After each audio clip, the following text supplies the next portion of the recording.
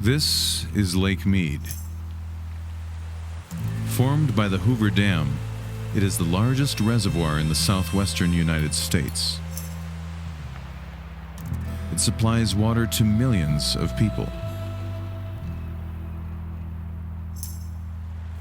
Water flows into the lake from the deep canyons of the winding Colorado River. The 1,400-mile-long river is a vital water source for 7 U.S. states and 2 Mexican states, 11 national parks, and is a vital source for some 40 million people in the U.S. and Mexico. These canyons are carved by the river and draw 5 million visitors every year, making the canyons a premier natural attraction on Earth, boosting the region's economy.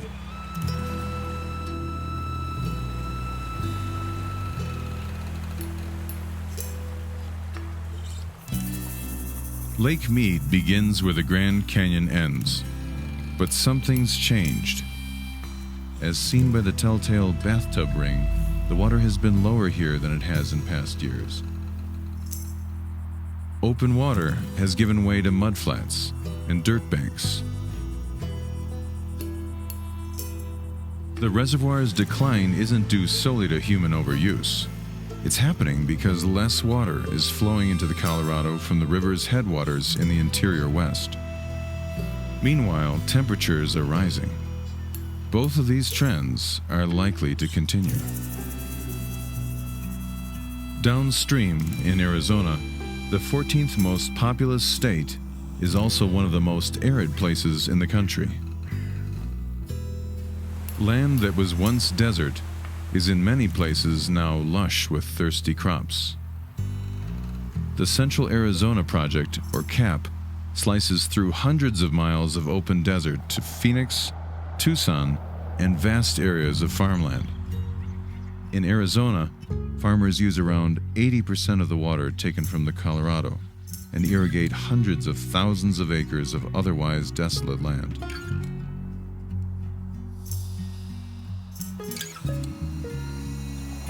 However, there is other competition for this resource as well. In this harsh and unforgiving land, Phoenix is the 5th largest city in the country, with 1.6 million people, and the 12th largest metropolitan area, with almost 5 million people. And those numbers are still growing.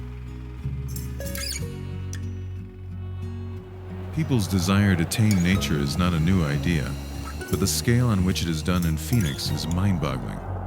And with a growing population and rising annual temperatures, the problems of a water shortage seem to be looming on the horizon.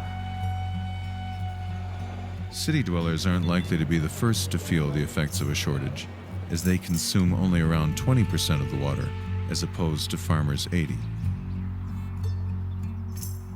Despite the smaller impact when compared to agricultural use, the sometimes frivolous expenditure of said water in the city should give pause and raise questions about the conservation effort, climate issues, and attitudes towards usage of the limited resource.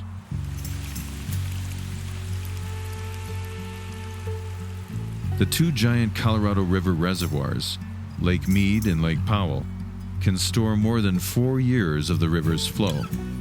They were designed to provide a reliable water supply in a climate where rain and snow are unpredictable. But since about the year 2000, the flows in have been getting smaller. Rising temperatures are evaporating water faster than before, as Rocky Mountain tributaries deliver less rain and snowmelt.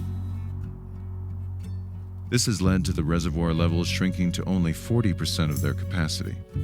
With a warming climate and growing population, the need for this water and its availability are reaching a crossroads as they head in opposite directions.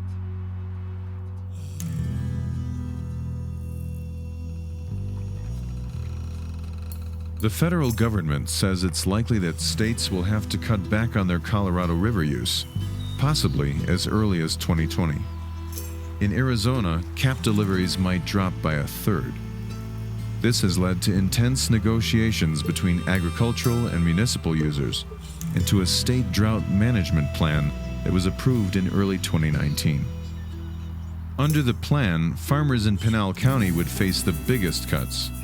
If Lake Mead keeps dropping, many farmers would get no cap water at all starting in 2023. In the long run, cities such as Phoenix and Tucson will also have to cut back on cap water as the Colorado's flow diminishes. Creating the Southwest's complicated water delivery system was one of the great engineering feats of the 20th century.